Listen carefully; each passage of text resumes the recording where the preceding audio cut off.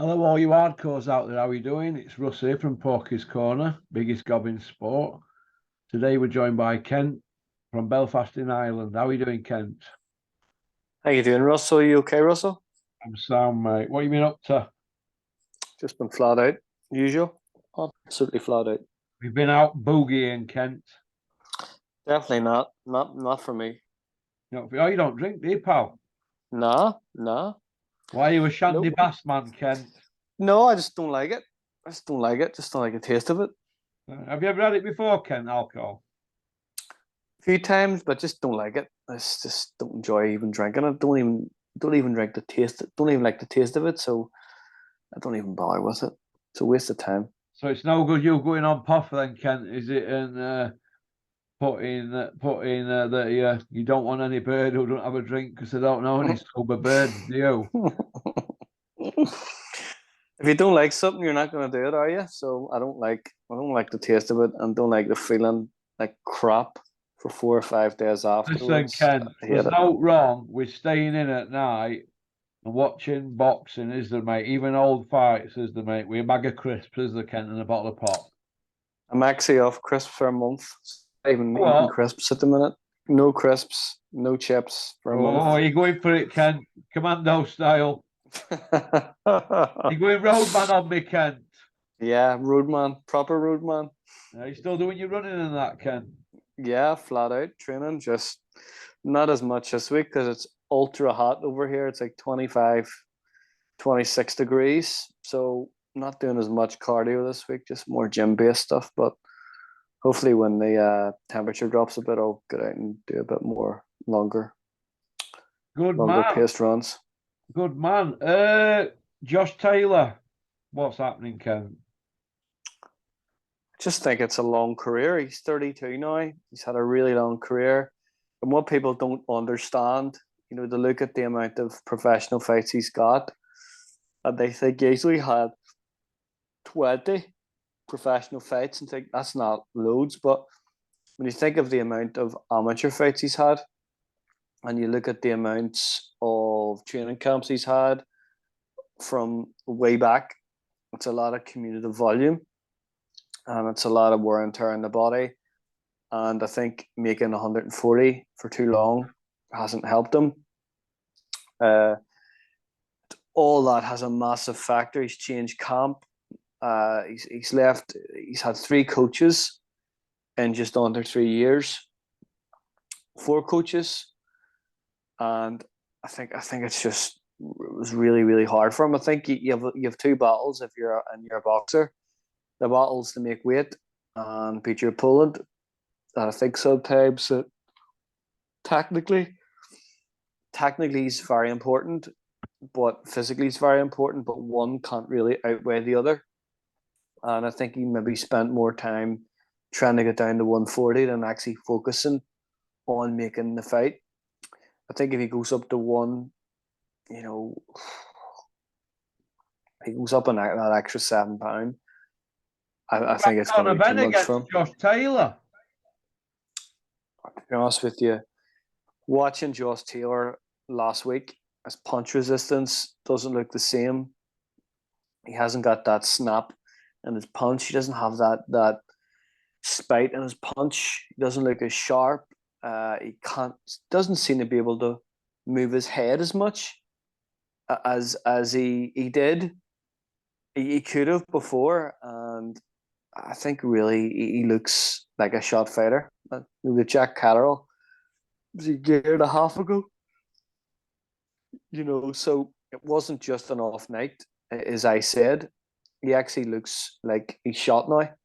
And if he goes up that extra 7 pound, I think it's going to be even harder. So too, even harder. He's with Sam Jones now, isn't he, Catterall? Catterall is trained by Jimmy Moore and Nigel Travers. Yeah, but is Sam So, Jones his manager? see, to be honest with you, I don't listen to anything Sam Jones says. I'm sick of them type of guys, making everything about themselves, doing an interview every week. I just don't. I'm just. He's a trial, Ex- though, Sam, isn't he? He's a trial, though, isn't he? Let's have it right. He has been whipping boy, hasn't he? Because let's have it right. When he was with Joyce, Frank and Eddie were giving it run around. He should have really put his foot down, shouldn't he, and gone after WBO, shouldn't he, Sam? No, he didn't. He didn't. And we said for 2 years, what's he doing? Yeah. Listen, I think he's a trier him, so he'll learn from that in Wayne, all them experiences. Yeah, Now, yeah. there'll be his version of events as well. So, we have to. I know you're harsh on him and that, and he is everybody's mate and all that, but you can't be like that in boxing, mate. It's not in boxing. Your fighters, look out for your fighters. Don't try and be everybody's pal. There's no mates. There's no mates in business, Russell. No. There's no. We'll get there's back no to mate. Josh Taylor. If he goes to 147, can we see him in with Conor Benn? Yes or no? You could do, yeah. You could. It's a massive, massive money fight. So, that it's going to be. He's been very vocal of Conor Benn's drug tests, failed drug tests, and rightly so. And I admire him for that, because a lot of fighters wouldn't really have the guts. Beefy Smith got stuck into Conor Benn, didn't he, in his interview? And Beefy Smith didn't have any same energy for Beefy. Sorry, Ben didn't have same energy to get stuck into Beefy Smith like he did Kel. That's why we know. If he's a roadman, Ben would have gone after Beefy Smith, because Kel didn't really slag him off, did he? He just said, he didn't. If he's guilty, let his send down. Kel didn't slag him off. So stop with that pantomime crap, young Ben, and fight someone. Taylor and Conor Benn would be a massive fight for UK. I think, to be honest with you, I think Taylor's best days are behind him. Yeah. And stepping up to 147 is going to be even harder. What's the point in being the B side, going over to America and trying to get himself back in contention, when he could be the A side against Conor Benn in the UK and be a massive pay-per-view fight, right, and get 5 times more money that way than going over to America? So I could see it, and I could actually see Conor Benn versus Beefy Smith as well. That would be a really big fight for Conor Benn, and it would be a massive fight for Beefy Smith. Beefy Smith's probably would get 5 times more money for that fight than he would as WBO mandatory against Janobak. So I think it makes sense that they're fights that they can build this monster heel in Conor Benn against. You've got Josh Taylor, you've got Beefy Smith, and you've got Eubank Jr. They are massive fights. Them fights would generate gross probably more. You take out Spence, you take out Crawford, and them fights in the UK generate far more money than any other world title fight. Yeah. What about It's Big Freeze? He's a load of whack. So he is. Literally a load of whack. We've seen that fight the other night against Marius Wack. Does he look like Tommy Cooper in Marius Wack? Honestly, I don't think I've ever seen anyone with a bigger. He looks like Jimmy Hill on steroids, doesn't he? He's got like a long face, hasn't he? Like a rectangle job, isn't it? He's a bigger chin than Jimmy Hill. He looks like a Jimmy Hill on steroids. It is Jimmy Hill. It is Jimmy Hill. Honestly, it is a terrible performance from Fraser Clark. How long has he been training as an elite amateur? World Boxing Series. He now a pro. This crap about, we needed to know if he could do 10 rounds. Well, Mike Tyson, that's like telling Mike Tyson, you can't fight for a title because we need you to go 10 rounds to see if you're ready. In the heavyweight division, that's not what it's about. He should be able to punch. I don't think he actually has no power. He actually doesn't generate any power whatsoever in his shots. The shots he hit in his Marius Wack just bounced off his head. He didn't hurt Wack once. Roy Cropper hits harder than Wack.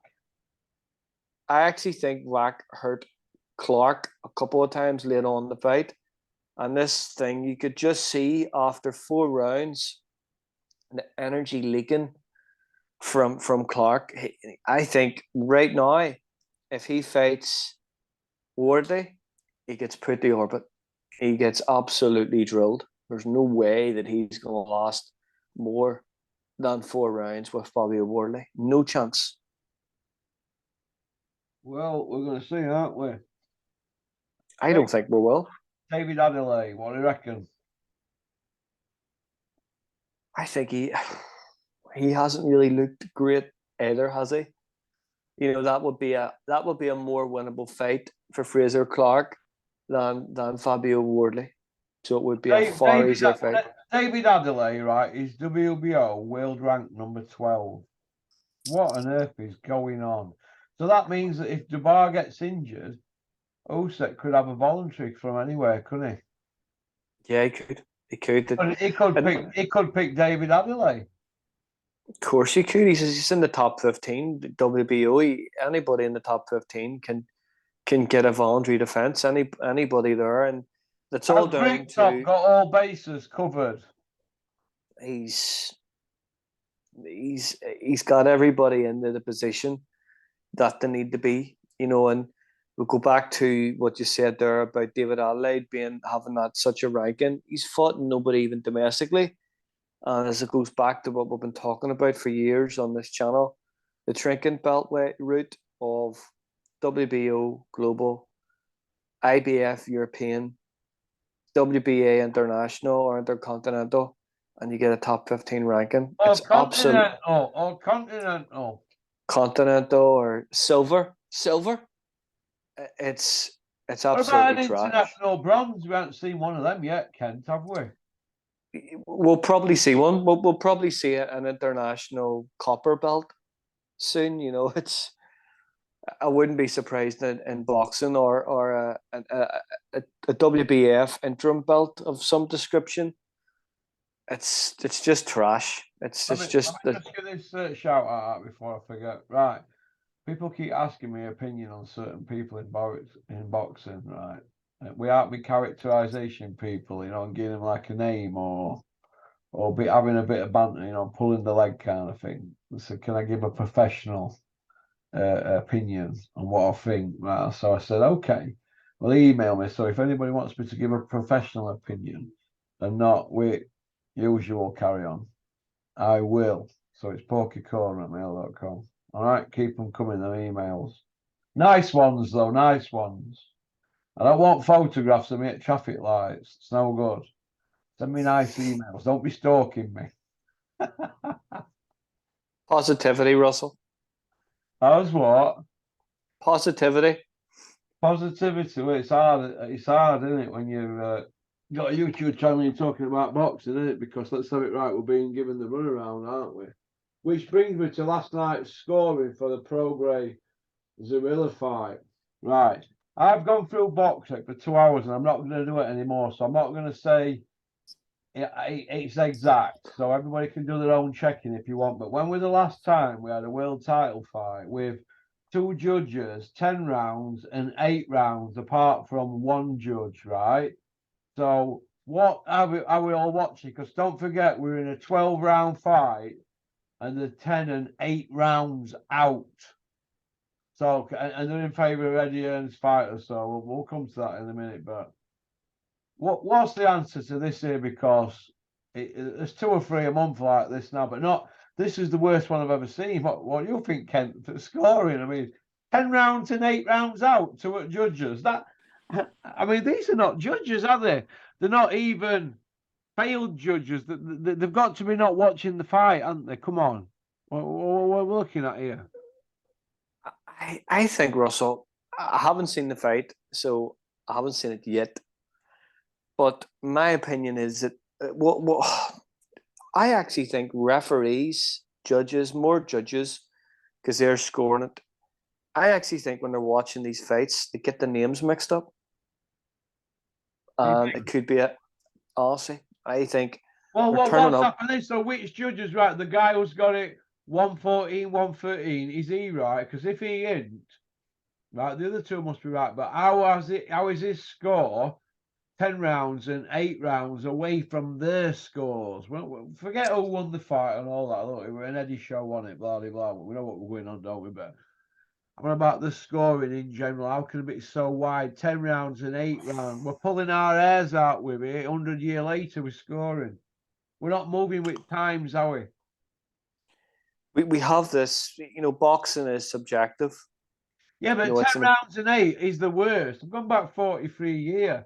I mean, there might be somebody might be able to pull some WBF fight up or some whatever, but I've gone through it and I don't think I've ever seen one that bad. 10 rounds and 8. Come on. It can only be 2 judges disagreeing with others, so it can only be 2, but to be out 10 and 8, it's a 12-round fight. So they're disagreeing on every single round with the way out. So what are they looking for? What are they seeing that another judge isn't seeing? Absolutely. I think Can't we break look at it down into 30-second blocks? Like trainers do when they're doing game plans. We know when certain fighters, don't we, take rounds off and what time at round they take it off, blah, blah, blah. Well, can't they score it in 30-second blocks? So you've got 6 30-second blocks per round and then go back to half a point system. Because they're all over the fucking place here, aren't they? Excuse me for swearing. They're all over the place. 10 rounds and 8. Come on, Ken. Come on.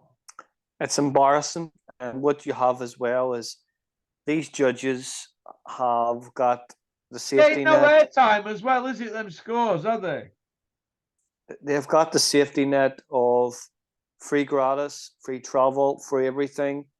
And they actually don't really need to go through any formal coaching qualifications. Fighters now are knowing that they've only got to get to 12 rounds and they're home and dry, aren't they? There's always that safety net, isn't there? It's just a joke. It's.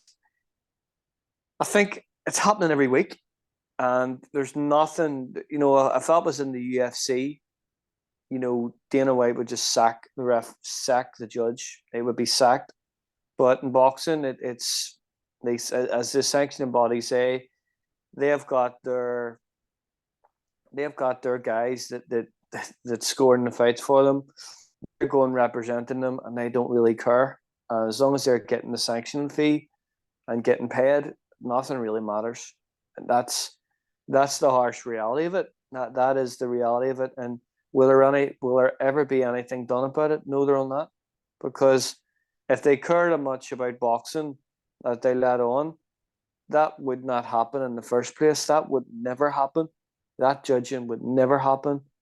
And it's just something that we're going to have to just get used to, because it's every week now. It used to be every couple of months that this would have happened. Now it's every couple of weeks. And it's just the standard now for boxing officiating. It's a disgrace. You almost have to expect it now. Expects it. Well, yeah. Maybe right man won, but where's he getting that score from, that other judge?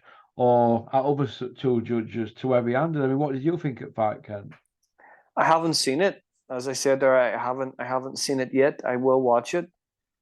But I just think it's a standard now in boxing. I think it's just one of them things that I thought Prograde won, but that I didn't have it with them scores. And like I said, that other bloke, I don't know what he were looking at with his score. So they need to look at themselves, don't they, Ken? Do you think? Right, Eubank Senior. Obviously, he's playing his part very well. He's wrapped in with all this. His kids fighting Nigel Benn's kid. Right, they're saying September 23rd now, but Conor Benn's not even been cleared, has he? That's an embarrassment. That's even worse than what you just talked about there now. It's an absolute travesty, to be honest with you. You failed 2 steroid tests. You think that they're trying to sell it with Eubank and his dad falling out, and Eubank saying it's dangerous and all this to get everybody on edge? They're all sticking to the script, aren't they? I don't know with Senior. I don't think he's ever going to stick to the script with anyone. I think he's kind of his own man in that respect. With this pot of gold on offer, they built it up into this monumental fight. He's going to have his snouting trough. Don't be thinking he's just going to walk away from all this after the time he's put into his lad. Don't you be fooled by that. Oh my God. I'm not Ken, not fooled by any not of it. better than that, are you? No, I just think it. You're playing the parts well. Come on. Well, what bigger fight is he going to get? He's shot to bits, Eubank Jr. If Never. had been put down, right? So he's finished. This is holy grail for him. He might not get another one after this. Do you think the father's just going to walk away? Listen, talking to Big P here, Ken. Come on. Get with program. We've got to go with narrative now. If they did fall out, whatever. I don't think they did. I think it was all hype and drug test baffled them. You know, it snookered them, didn't it?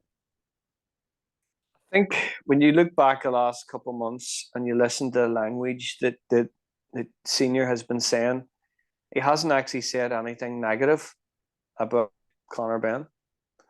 He has been he stated multiple times that he's innocent. He's been kind of leaning towards the promoters and the handlers and this and that. So he's always been he hasn't actually come out and criticized Conor Ben in any way, shape, or form, which tells me that he doesn't want to say anything that is going to jeopardize that fight. Are they going to play goodies and baddies? Obviously, Eubanks are going to be goodies and Ben's are going to be baddies, aren't they? With this is just how it's going to go. This pantomime. Because how they're going to do a press conference, right? We aren't talking about drug testing. It's going to be this is regardless. I said this a year ago. I said that the next time, if this is scheduled again, now without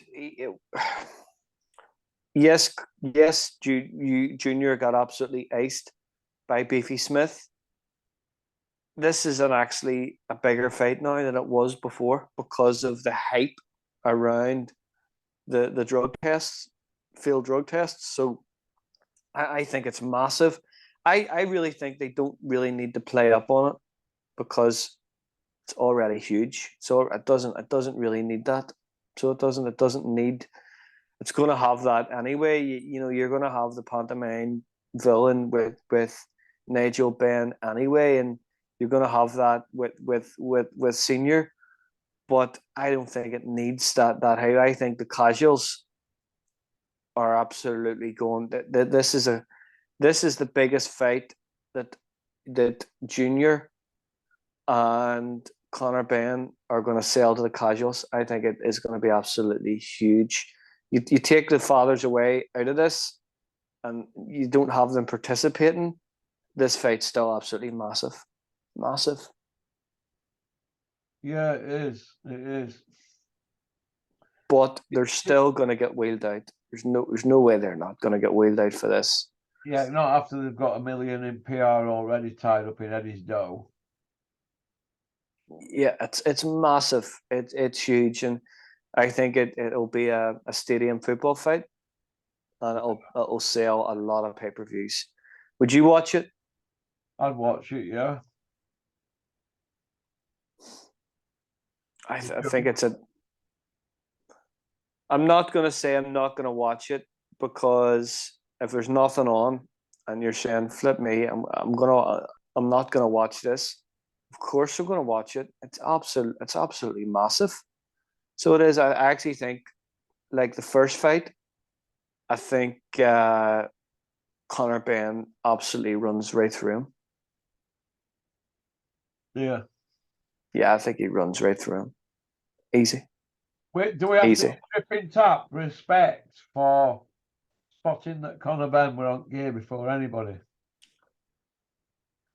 I tell you what, I actually feel stupid for not noticing. You know, you look at the body transformation that his body went through in a short period of time. You know, the way his body changed, the hypertrophy that he gained as an athlete who does 90% of their work as cardio. It was an incredible transformation from Conor Ben. Incredible. And even his punching power the way it developed over that short period of time was incredible. And I didn't see that. Yeah, I felt like a bit of a mug, to be honest with you. Yeah. I mean, you know, Eddie's role in all this. I mean, right, Conor Benn, he came out and said that they don't want to deal with Conor Benn until he's cleared, right? That's what they said. But now they're pushing a fight for September 23rd. But he hasn't been cleared yet or anything. So, do you think that's in bad taste? I think that's boxing now. I think if it would have been 5 years ago, it would have been completely different. But because of what it is now and the way boxing is now, I think they can try and just brush everything onto the carpet and just get on with it. And as I say, this fight is for the casuals. This fight is a massive commercial. This is commercially probably going to be the biggest crossover. You know, this fight will cross over in the mainstream more so than any fight in the UK. I actually think it actually crosses over more than Tyson Fury and AJ, if that was to happen. I mean, we look at the characters involved with this here. We've got Eddie Hills, the 6-0 Iceman from Billy Ricky, 4 by way of. The only footage is him knocking Spotty Frank about half his size. So we've got Eddie Hills, we've got Callum Montana. He's involved. He's involved with boxing shows and all this Misfits nonsense and all this, isn't he? He's knee deep in it. But how can he be if he's a board license holder? Or is he? It's just a joke, to be honest with you. It's just a joke that he's involved in that misfit crap. And has he a board license? You know, is the stuff he's putting on Channel 5 is actually crap as well. So it's just a disgrace, to be honest with you, Russell. I just think where boxing's at now, standard wise, it is an absolute joke, to be honest with you. I think it's getting worse and worse and worse. There's no morals left anymore. Yeah, it's frightening, Kent, isn't it? It's going to get worse. Worse. What about Canelo? Do you think if he takes Charlo fight, that's Eddie out at picture, isn't it? He's got a promoter's license. You know, he's his own man. He will do what suits him, and Eddie knows that. I think the mistake that happened was the worst thing that happened was him getting beat by Bivol, and that would have meant that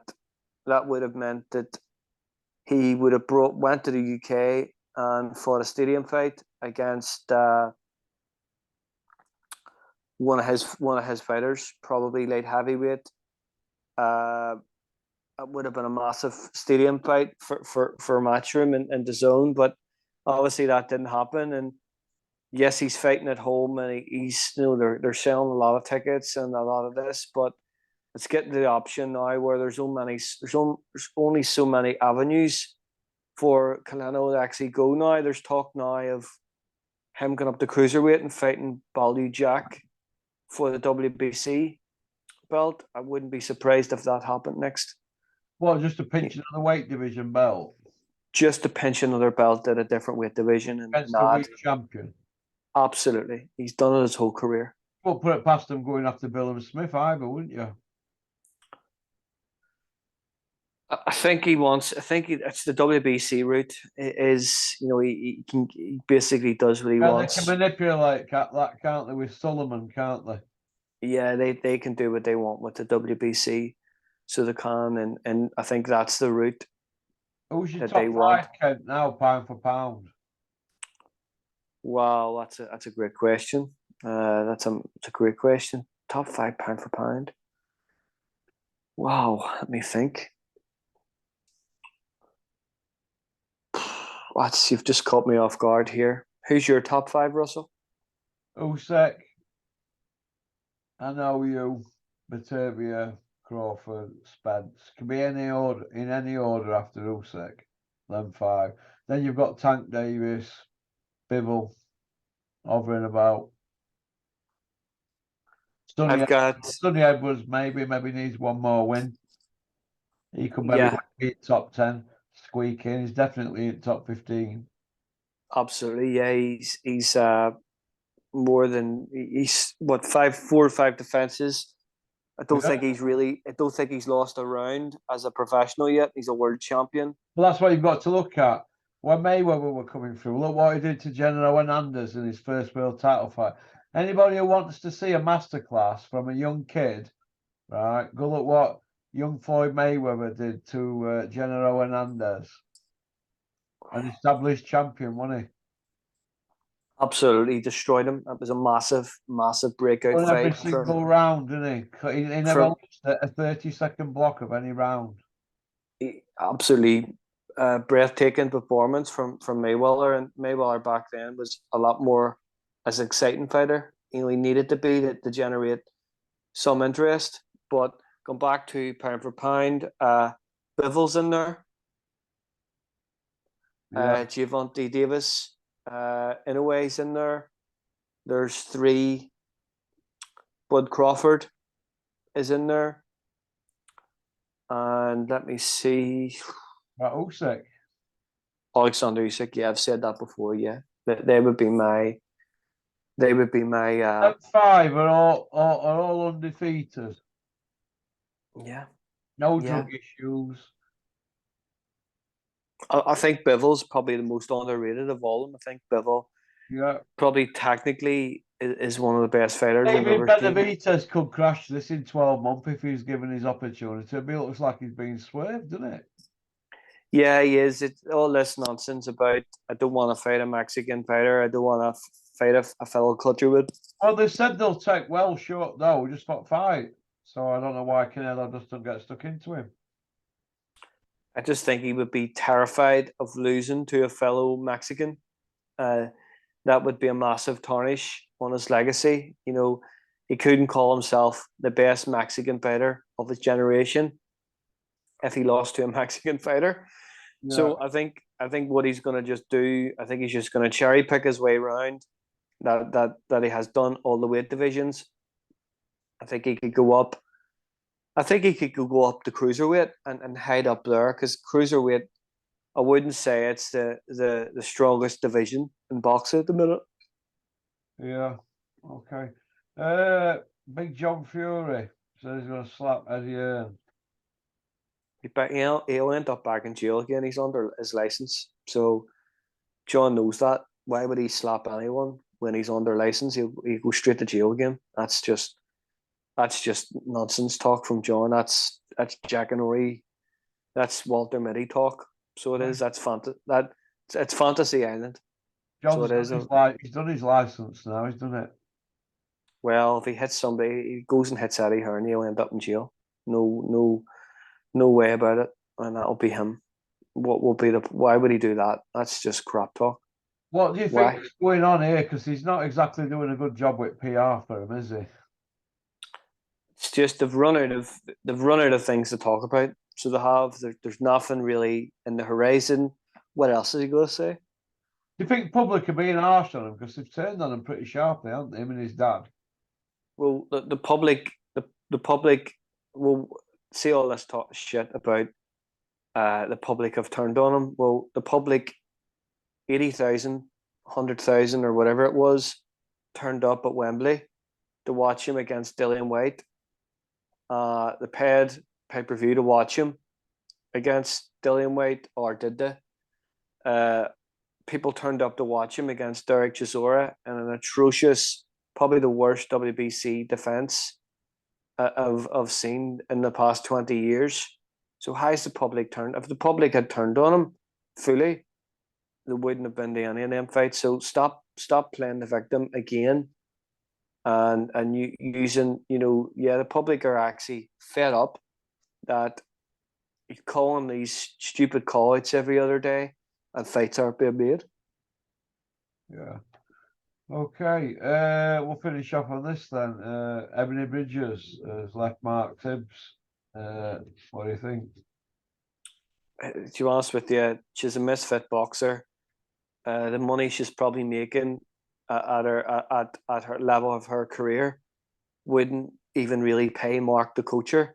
The amount of coaching that she probably needs with her skill level and her ability level, I think it would actually cost him money. and cost him time in his gym that he needs to give the proper fighters, not misfit boxers. So I think it's actually a good move from Market. She's left him, to be honest with you. Yeah, yeah. Yeah, well, she got a world title women, defended it, didn't she?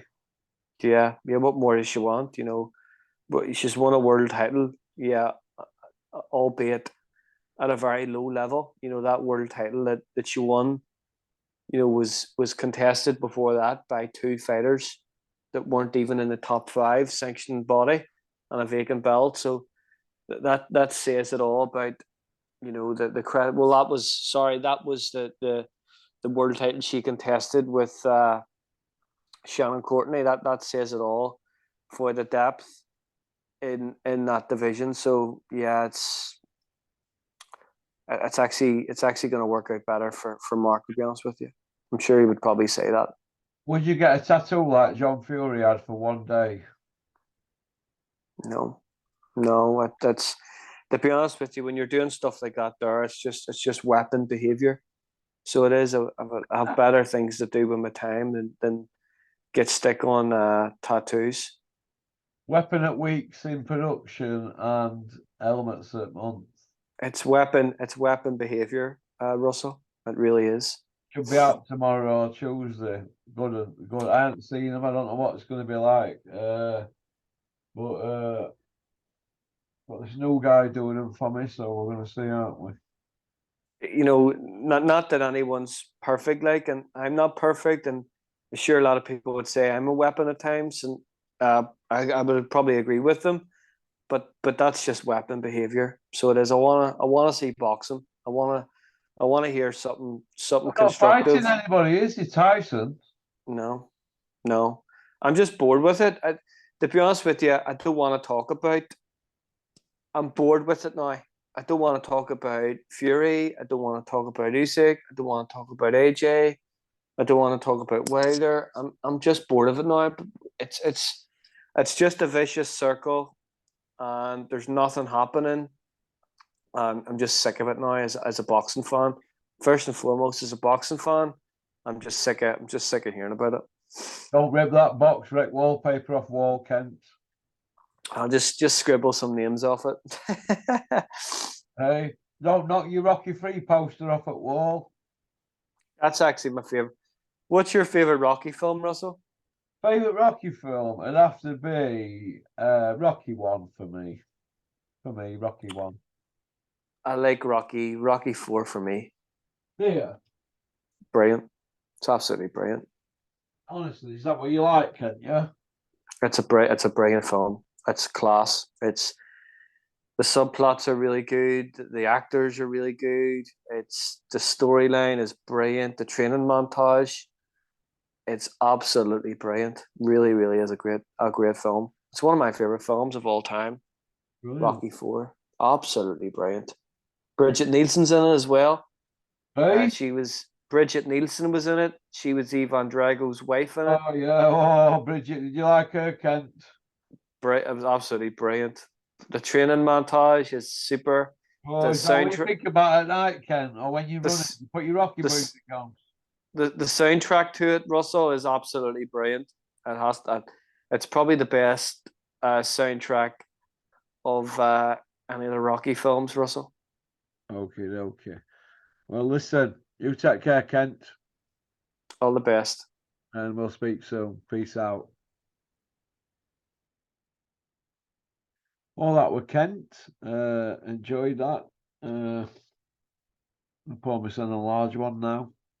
I'm going to watch Platoon. Charlie Sheen, an old school film. Anybody who's interested in earning a few quid in tough times, get in touch, porkycorner@mail.com, and somebody will be in touch with you. Explain how it works. If you've got access to social media, got to be in it to win it. Tough times ahead, trust me. If you don't believe me, ask Terry the banker. Peace out.